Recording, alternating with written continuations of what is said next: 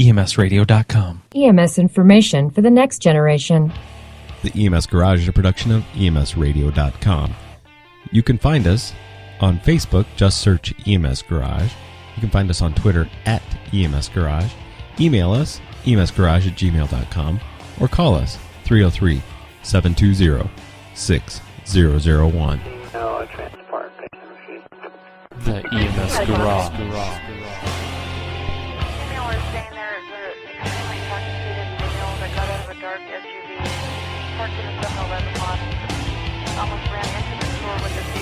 Checking out right now. Okay, I got DC on the phone there wanting to know if you can handle that call as well.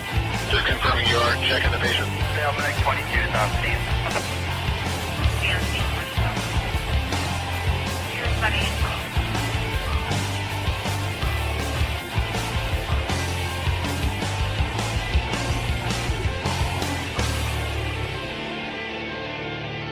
Hello, everybody, and welcome to the EMS Garage and the EMS World podcast. We're coming to you today from Denver, and I'm joined by the lovely Bobbie Merica. How are you? I'm well. Thank you for inviting me. I'm excited to be here. Yeah, well, tell me a little bit about your background, Bobbie. Okay, so I am the author of Medical Moulage, How to Make Your Simulations Come Alive, and I am the owner and CEO of Moulage Concepts, which is a full-scale training, medical moulage, and modeling company that creates scenario development for training outcomes for police, fire, clinicians, pre-hospital, right. EMTs. So it's probably a little better than what I had when I was in my EMT class in the 80s, probably. Maybe a little bit better. I'd like to think so. I like to think that us coming onto the market, you know, that we've built in odors, because I've brought some for you, just so you know. I'm so excited. We've got all kinds of exciting things for you today. Okay, yes, okay. We have odors. We have wounds that are built off of forensic-based training models.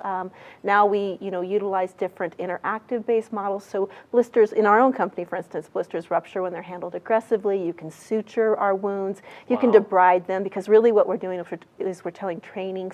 So tell me about, so you didn't just come up with this, just out of the goodness of your heart. How did you get started in the industry then? Well, actually, it was out of the goodness of my heart, really? If you want to know the truth. Okay, all right. Yes. Okay, I can correct it, fine. When we first came into the market, we were a collaboration that brought together nursing schools to hospitals in an effort to reduce medical error. So we were part of that grant. That happened about 14 years ago, and everyone believed that the training component lied in the technology. And don't get me wrong, the technology was fabulous, and we all hit the buttons. We made the simulators vomit. It was fabulous. We made but they did nothing. And what we discovered right off the bat was what I considered to be the gap in simulation.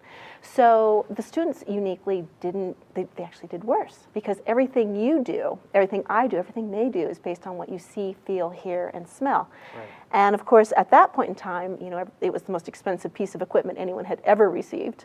So nobody was going to put anything on them. They didn't even necessarily want you breathing close to them. That's yeah. You remember all that? I remember, yes. Yeah. Yes.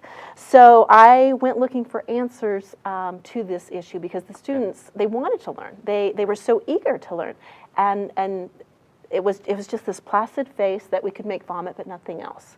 And so we all bought into this story of, this is the answer. And so I went looking for what we could put on simulators, and more importantly, what could come off of simulators, because I wasn't going to be the very first person to stay in our simulator. Right.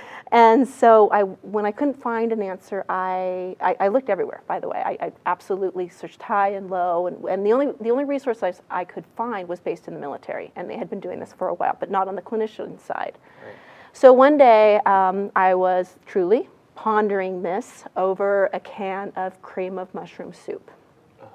Yes, right I now. Get the whole image now. Yeah, so take Great. a moment. Just take a moment. Think about that gray, gelatinous, viscous, thick. I'm never gonna eat cream of mushroom. That's soup right. again. That's right. And maybe I'm never gonna do it. No, and you know what else is probably going to be off your table as well?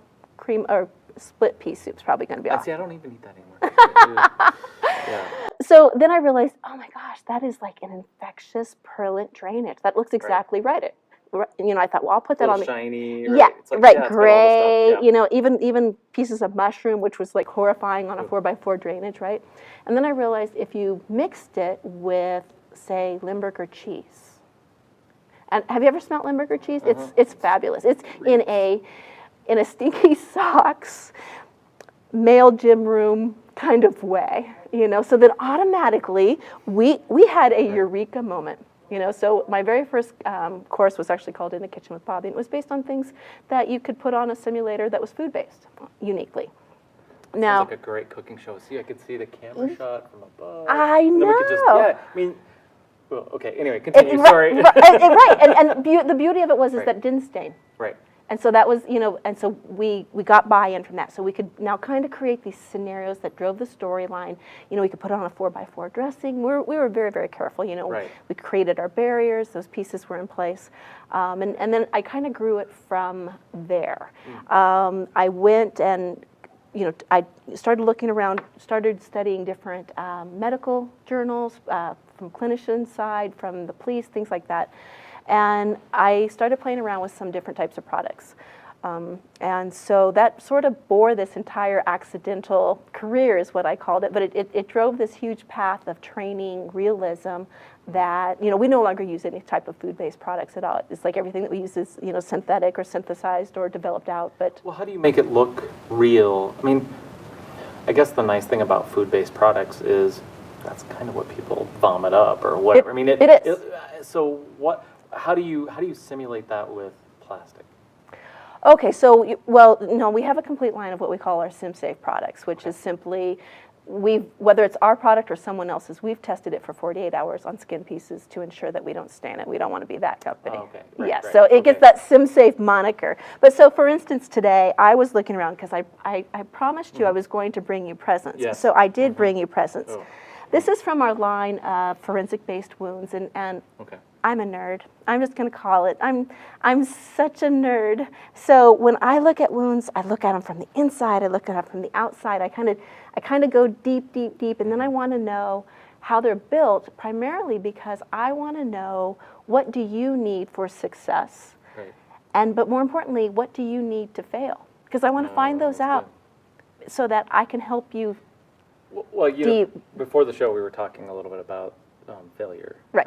That's as important to success as. More. Yeah, I can see exactly, because I did it right. I knew it, but that failure is important. So show me some of the pieces here. Okay, That's so interesting. these are our forensic-based wounds. So these are the wounds that we put in our kit, and this is from our master cast line, which are all forensically based wounds that we've had validated by experts. So this is a diabetic foot ulcer. So a lot of work goes into these little pieces of art. So they're master built out in clay, then they're inverted cast, and then they are each hand painted by our artists within our team. Really?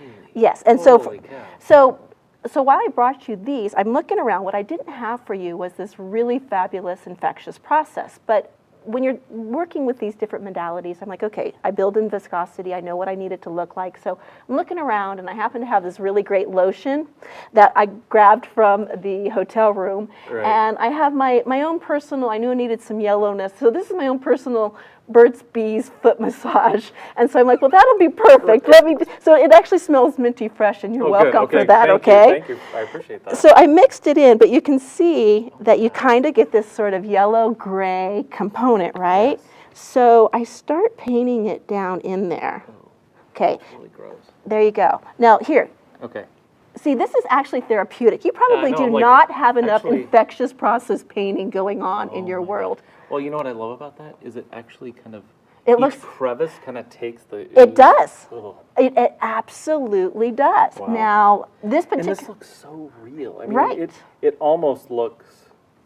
I don't know. You would think that you had a background in Hollywood special effects, because it's just crazy. Thank you for making it smell good too. You're welcome. That is my gift for you. All right. So can I? I'm going to take a picture of that, because I think we can implant that in, because I want people to see.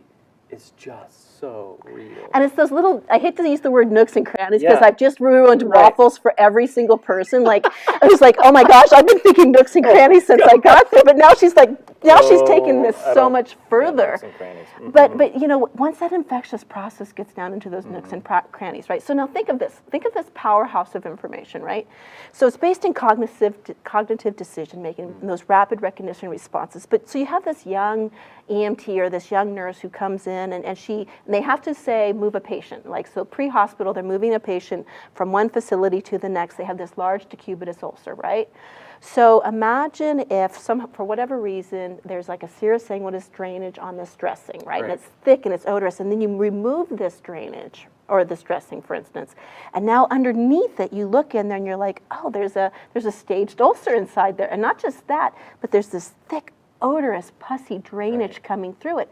You have an entire training scenario that builds in, did you put your gloves on? Do you have competency-based training in there? Can you do wound packing? We can drive any type of story that we want and vet out those opportunities for growth that are really going to make a difference.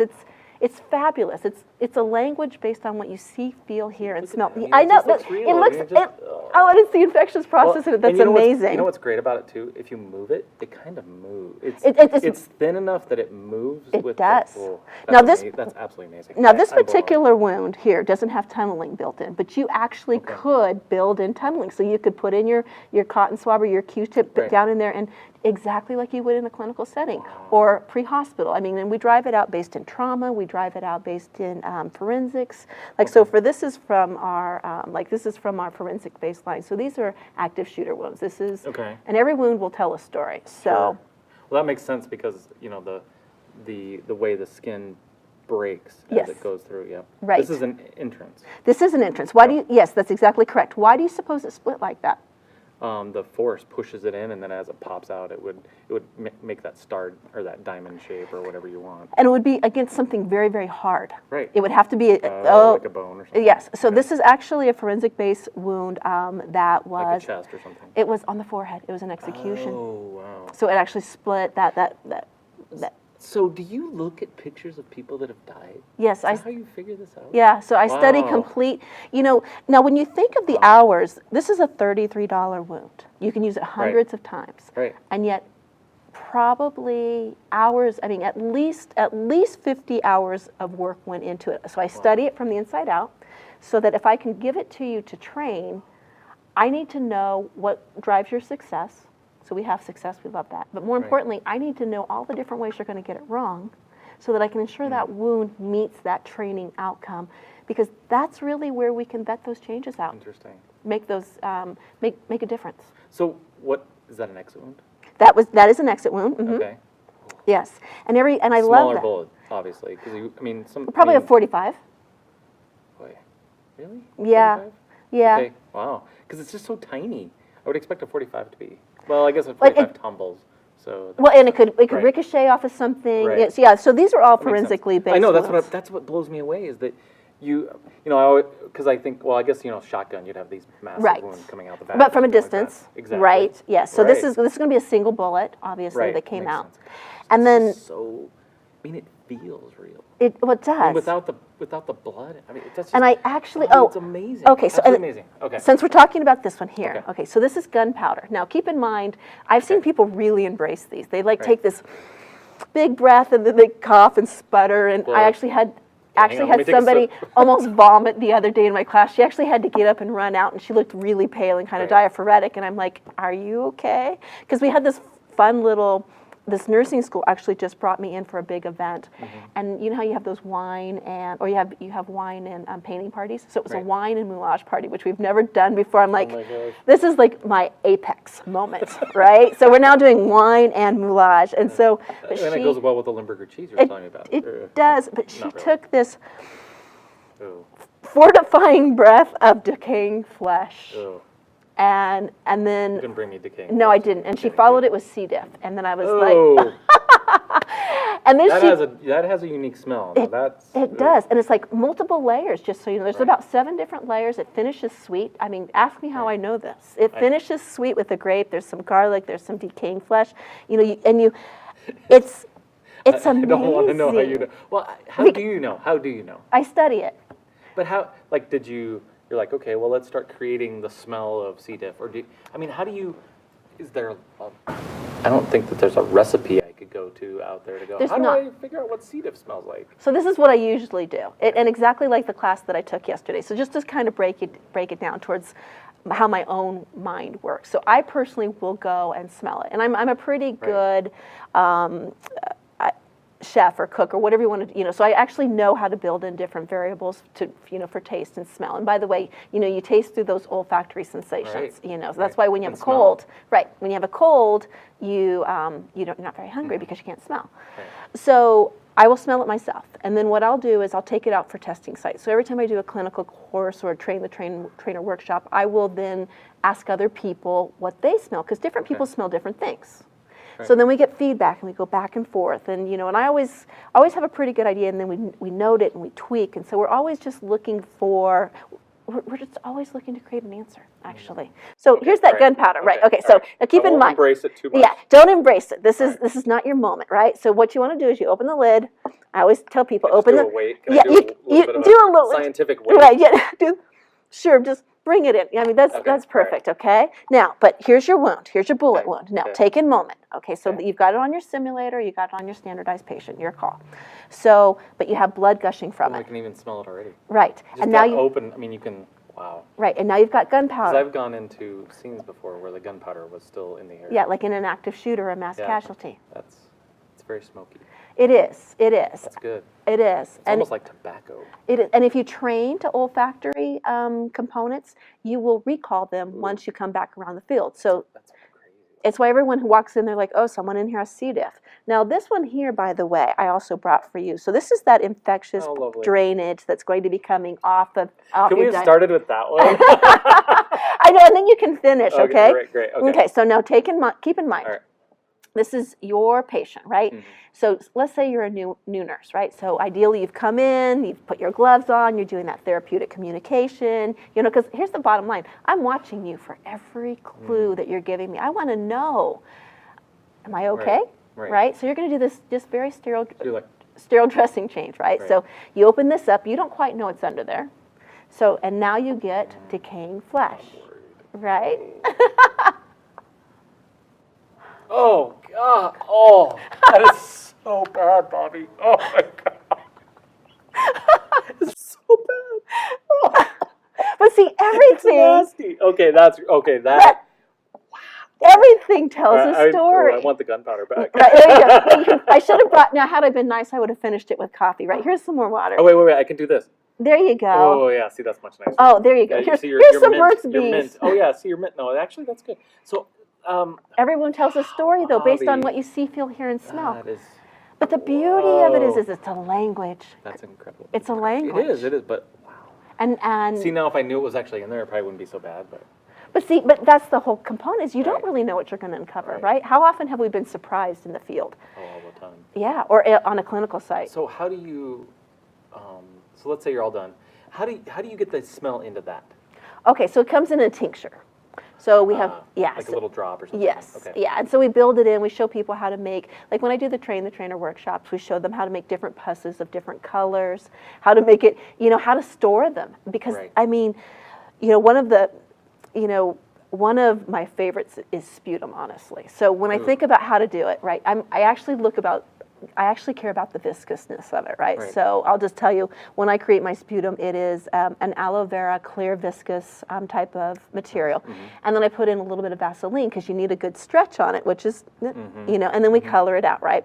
And then we put it in 3 different vessels. So we put it on tissue, because what's the first thing your patients do to you when they're like, here, look what I coughed up, right? And then they hand it to you, which I always think is a great... smeary, got slimed. Exactly. And I always think that's a great new nurse training for putting your gloves on, or new paramedic, or new EMS. Like, did you remember to put your gloves on? You end up with a bunch of sputum on the bottom of your hand, you will remember, always. But then you put it into your capture cup, right? Because the first thing they're going to need to do is get a specimen sample from it. And then you put it also into, say, a emesis basin. And you pop it in with the back of a 20 cc syringe, because there's a lot of force. Now you have 3 different training pieces that you can store and keep for long-term use, because there's nothing in it that's going to go bad. Right. And, that's amazing. And now you have... another great reason to get rid of food, right? Because that is going to go bad. Right. So when you're... It will smell bad, though. So, Well, there's that. There is, well, it's true. But see, this way, 5 minutes in, 5 minutes out, you have this fully functioning simulation-based training scenario, and you're busy. You still have time to get coffee, hopefully use blue, and have this great training outcome. So, okay, I've got all this. Now, do I need to clean this? I mean, how often do I need to How do I clean it? Can I just go stick in the dishwasher, or what do I do? How do I Okay. clean that? Well- that's really gross. I mean, I really just want to go wash it right now, But you have to admit, it's gross in the most fantastic it is. of Absolutely, ways. Absolutely. I mean, it looks real, right? It looks so real. Yes. Okay, so how I would clean this, if I had an odor in it, these wounds are meant to be used hundreds of times, actually. Right.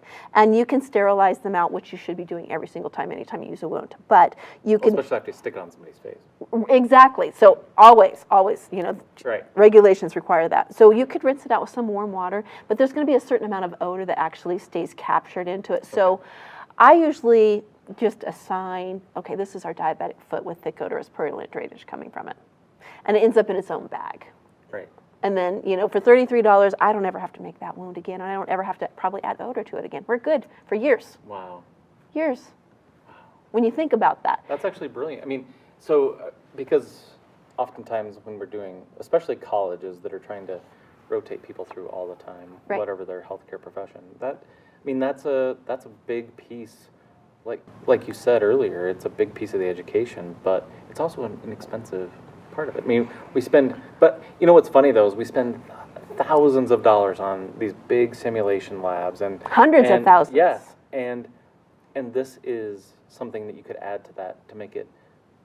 I mean, that's real, but this is super realistic. I mean, Right. this just takes it to the next level. Right. It's amazing. Well, and then you can actually incorporate in your police and your fire, which should also Right. be working with you. You can incorporate your PAs into it. You can Yes. incorporate, your EMTs, your paramedics. All of them should be working. And and I have to talk to you about this. I took Okay. your CADS course Yeah, you yesterday. well, it wasn't mine, Well, but it is a CADS course for Right. our industry. Which is right, the Certified Ambulance Documentation course. Okay. And because I wanted to know, and I'm that nerd, right? I'm like, I want to know what makes you tick, because I want to know how to drive your scenarios, and I want to know where your opportunities for growth are, which is really just a nice way of saying, where can I cause failure so that we can learn and grow? So what I learned about it, though, was that the clinical narrative, and I took some notes because this isn't my language, said that it sat within the clinical narrative, which I really did believe was probably where it was going to be. And what I found the most amazing, though, is that it had to do with qualified immunity for care, but not for documentation. Now, granted, there hasn't been that many cases that have been taken to court on that yet. Right. But if we train to these high level of realisms, right, and we create these scenarios, and a good narrative is always going to be specific to what you see, feel, hear, and smell. But what I thought was they used all the same language we use everywhere based in those cognitive decision makers, those rapid recognition responses, that those neurosciences, that rote memory learning, really. But what they said is they're painting a picture based in clinical, operational, financial, and legal significance. Now, uniquely, we're all doing that. They just said it so succinctly that I had to That's great. write it down. And I thought, your answer sits right here. And it sits preemptively, because if we train to it, the reason you don't have maybe a solid clinical narrative is because we didn't help point them out to begin with. Wow. So we train to it. Right. You identify it moving in, because once you see it, you can't stop seeing it. Right. So I don't often call people nerds, but you're definitely a nerd. Because I'm a nerd. I'm a nerd and a geek. But I find that fascinating that you as an educator and somebody that's trying to really create realism for education took it upon yourself to go learn about what we do. I have the highest regard for somebody that would take time out of your already busy life trying to create really amazing things to go learn about how we learn and what some of the risks are. I think that's fantastic and absolutely fabulous. So we're getting close to the end, but tell me a little bit about where people can find information about this, how they can, I know you guys got an award this year. Tell me a little bit about Moulage Concepts itself, as far as the company and how people can go online and buy an exit wound or something like that, so they can start doing that. And then, do you offer any training? Yes. Well, to that, yes, we did. Thank you. We did receive another award this year. It's our second one. It was an innovation award based in our training realism. We had actually built out these high level of fidelity realism for pediatrics. we noted that there wasn't enough representation for our children and our babies in MCI events. So we built it on TECC and this type of tragedy so that our youngest members could be saved, because those are hot topics and people are uncomfortable in them. Moulage Concepts is an online company, and we do train the trainers around the country. So we come out to your facility, we teach you how to build out scenario development, we show you how to make wounds that make sense to your readers, and we even customize them based on your training outcomes. So for instance, if the military brings us out and they're looking for chemical-based training, we do that. From pre-op hospital to EMTs, a lot of times what you're looking for is those types of runs that go beforehand, trauma-based events, things like that, as well as clinicians. So we basically, the whole modality of the company is based on creating answers, because together we can do this better, and we have an obligation to do so, because we can make differences and we can change our outcomes and we can save lives. That's so cool, Bobbie. So tell people, how can they find you and how can they get more information about this? Okay, so moulageconcepts.com. You can find us online. I'm also available on LinkedIn. You can always connect with me there, but Moulage Concepts, plural.com is primarily where you're going to find us. And Bobbie at Moulage Concepts? Oh, Bobbie Merica, and it's easy to Google in, because it's pretty popular now, because everybody stands around going, Merica. Did you make that up? I was gonna say something, but I wanted to respect your name. But Merica. Everybody's like, I know, it's like I'll be walking there like Merica, and I'm like, I'm like, okay, but now it's a household name, so I feel like, okay, good, won an award, it's a household name. There you go. So that's very cool. Thank you, Bobbie. The only real last question I have for you is, when are you guys making a zombie version? Oh, a zombie. Well, with all the new epidemics, pandemics coming along, and depending on what it is you're reading, we might not be that far from an apocalypse. So we could certainly do that. I've had a few people bring me in for zombie runs and different types of. That's what I'm saying. Yes. You could have a whole career there. It's great. Well, honestly, we now have a series of bites that we've also developed out. Human bite. Human bite, right? Because it's forensically based. Oh. Yeah, so I spend a lot of time looking through that. We also have a canine program also that we're developing out for the canine handler, so he can be the first course of action if the dog goes down. Well, that's great, and I could see even expanding into veterinarian medicine. Yes. Because there's I'm sure there's a huge need for that. Horses, dogs, cats, birds, everything. That's pretty amazing. Yeah, we do have that as well, but currently we're staying solid on the canine piece. But that's fine. I get that. But really, our ability to create answers it's infinite, and it's so exciting. Really, I stand there like so excited. I'm like, you realize this is a language, right? And people are like, it's not, and I'm like, it is. It really is. And the story you can tell from this, and I think that's it, because sometimes your patient isn't awake. So the story you can tell from just the wound itself and the smell. Yes, and the smell. Thank you, Bobbie. Thank you so much. And thanks for joining me and telling me all about this great company and all the amazing work you've done and the great recovery you guys have had after your fire. And I think that's very resilient. And it's just a testament to who you are and what you want to do for us and in the industry, and I think it's amazing. So thank you, Bobbie, for joining us. Thank you. I'm Chris Montera, and I'm here with EMS Garage and the EMS World podcast, coming to you from Denver, Colorado. I'm so glad you came in just for this. I did. Thank you so much. It's been my pleasure.